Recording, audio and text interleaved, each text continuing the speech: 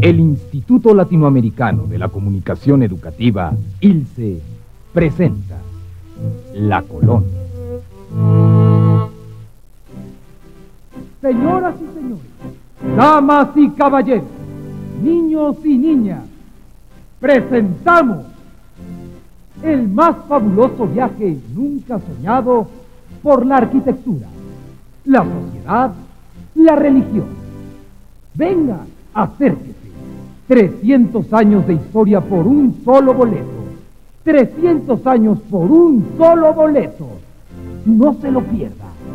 Sí, de 1521 a 1821. 300 años de México como la colonia española. Asómese a las consecuencias. Hey. Sí, soy yo.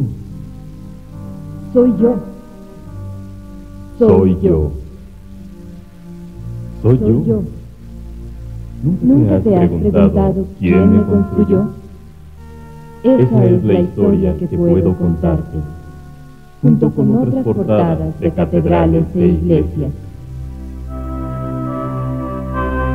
Somos libros de piedra. Pero tienes que aprender a leernos. En los antiguos tiempos, Cuando aún no llegaban los españoles, había una ciudad un mundo, que se transformó, ante el empuje y la barbarie de otro mundo. que inició la época conocida ahora como la colonia. Sin embargo, no se partió de cero. La cultura anterior tuvo una gran riqueza que contribuyó en mucho a formar una nueva con rasgos propios. Porque no podía ser igual un templo construido por los nativos de América, aunque fuera católico, Que uno construido por europeos exclusivamente. los nuevos constructores le dieron su propio sentimiento, y con ideas europeas que transformaron, acabaron expresándose ellos también. Pero, ¿por qué aceptaron otro Dios tan diferente a lo suyo? Luego de la conquista militar, vino La conquista espiritual. una de las preocupaciones principales de los pueblos, era la religión. Y alrededor de ella giraban muchas de sus acciones. Desde 1524, año en que desembarcó una misión de franciscanos integrada por 12 frailes, La evangelización fue una gran empresa que requirió de mucho esfuerzo humano. Restos de construcciones indígenas estaban junto a las nuevas construcciones españolas. en 1538, los obispos de México, Guatemala y Oaxaca enviaron al rey una carta colectiva, En la cual le pedían permiso para destruir los templos. para quemar y romper los ídolos. Gran parte del arte antiguo se perdió en ese tiempo. Y con los mismos materiales y constructores se iniciaron nuevas ciudades. Una empresa para la cual utilizaron muchos medios, Desde la destrucción, hasta una serie de medios para llamar la atención de los indígenas y mostrarles la religión católica. Con ese fin introdujeron la enseñanza de varias artes, como el teatro, la pintura, la escultura, así como el aprendizaje de los idiomas en que hablaban los indígenas. porque la evangelización la hacían en esos idiomas. Posteriormente, les enseñaban el español. Sí, era cambiar una cultura por otra. Muchas de nuestras costumbres tienen su origen en esa evangelización. Una función de enseñanza también la tenían los nacimientos, los villancicos y otras tradiciones como las posadas. Con todo esto, poco a poco fueron consiguiendo su objetivo de que los indígenas aceptaran otra religión. Aunque muchos de ellos solo mezclaron su religión con la de los españoles. Sin recibir sueldo o comida, ellos construyeron templos a donde no podían entrar. Y palacios donde no podían vivir. Como parte del precio de las dos conquistas, Sobre su esfuerzo, se fundó la colonia.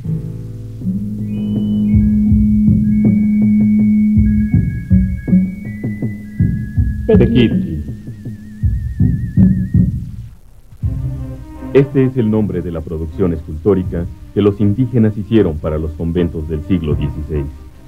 Es una palabra que viene del náhuatl y que significa tributario, el que da un tributo, el que da algo a quienes tienen poder sobre él. Como es lógico, en este arte coexisten las formas y motivos de los mexicas junto con las de los españoles.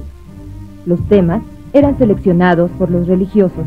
Pero en la manera de hacerlo, en la sensibilidad y la forma de expresarse, no pudieron imponer un gusto o idea fija. Es aquí donde a ideas cristianas se agregan elementos indígenas. Los indígenas que elaboraron el arte tequitqui jamás fueron incluidos en los gremios de artistas. Se les consideraba inferiores respecto a los artesanos españoles. ¿Nunca te has preguntado cómo vivían esos constructores? ¿Cómo se organizó esa sociedad? Los hombres que me construyeron, ¿dónde estuvieron?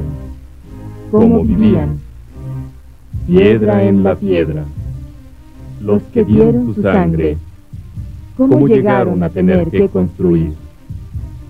Es decir, ¿cómo fue la conquista y repartición de la tierra? ¿Cómo se llegó a esta estructura social, a esta forma de sociedad? Inmediatamente después de la conquista y colonización, surgió en la Nueva España una aristocracia colonial. Compuesta por los primeros descendientes de los descubridores y conquistadores. Ellos llegaron a superar en riquezas y poder a los nobles que se quedaron en España. Para poder conseguir esta riqueza, se sostuvieron básicamente con la encomienda y la minería. Para evitar que esta aristocracia tomara tanta fuerza, la corona española mandó una fuerza burocrática, la Real Audiencia y el Consejo de Indias, que se encargó de frenar el ascenso de la nueva nobleza. Los demás españoles se tuvieron que resignar a comer el pan con el sudor de su frente. Se agruparon en gremios, según el trabajo al que se dedicaran. Allí, por supuesto, no había lugar para los indígenas. Producto de las dos razas fueron los mestizos. Y se les llamaba criollos a los españoles nacidos en América. Tanto a criollos como mestizos no se les dieron las igualdades a las que tenían derecho. Se les negaron una y otra vez los altos puestos de la vida política y administrativa de la Nueva España. Ellos se encontraban en el último escalafón social. Ellos vivieron, en su mayoría como esclavos o como capataces. Se prefería a los indígenas debido a que eran mucho más abundantes y salían más baratos. La vida de los indígenas iba cambiando a medida que las condiciones de la colonia cambiaban. Se les consideraba ante la ley como una especie de menores de edad, que necesitaban un tutor o una protección legal. Las instituciones creadas para regular la libertad social y la actividad laboral de los indígenas fueron la encomienda y el repartimiento. La encomienda funcionó hasta 1542, fecha en que se comenzó a utilizar el repartimiento. En la encomienda se le da como propiedad al encomendero el trabajo de un cierto número de familias. Esto lo obligaba, por ley, a darles educación religiosa. Y tenía a cambio el derecho de que ellos le sirvieran y le dieran tributo. Cuando la encomienda fue abolida, la sustituyó el repartimiento. El repartimiento era un sistema de trabajo en el cual se consideraba a los indígenas como trabajadores libres y asalariados. Aunque no todos los indígenas fueron repartidos o encomendados, fueron agrupados en poblaciones aisladas de los españoles. Se mantuvieron con cierta independencia, con sus propios gobernantes. Cultivaban la tierra de todos y para todos, esto es, una propiedad comunal. Estas fueron las condiciones que sirvieron como fundamento a la época de la colonia. Lo que había que hacer era conservar el poder y el dominio religioso que se habían obtenido. Durante muchos años, casi durante toda la colonia, se mantuvo una lucha entre las diversas órdenes religiosas que había en la Nueva España. Una muestra de estas luchas se encuentra en los templos que construyeron. Pues buscaban demostrar con ellos quiénes eran los más capacitados para guiar espiritualmente al pueblo. Todos estos cambios y luchas, así como la fuerza económica, se mostraron en la pintura, escultura y arquitectura de esa época, de la cual aún quedan muchas muestras.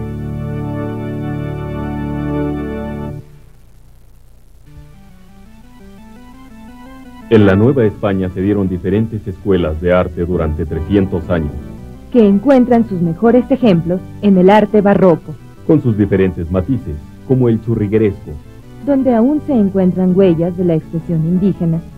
En esa acumulación de detalles, sin lugar a dudas, una creación artística llena de belleza y esplendor.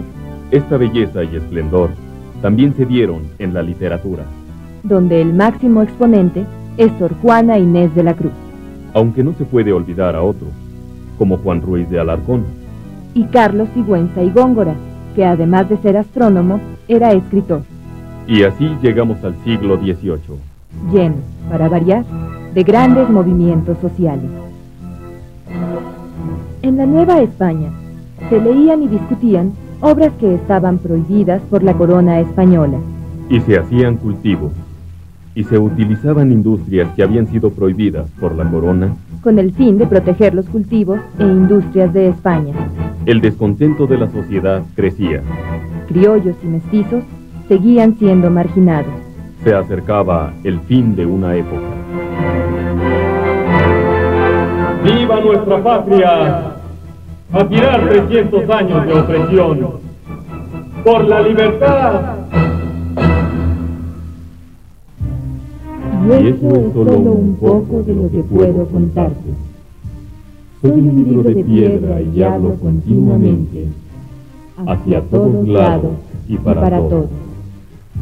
Aunque pocos me escuchan, te seguiré contando. Realización, Dirección de Producción de Material Educativo y Cultural.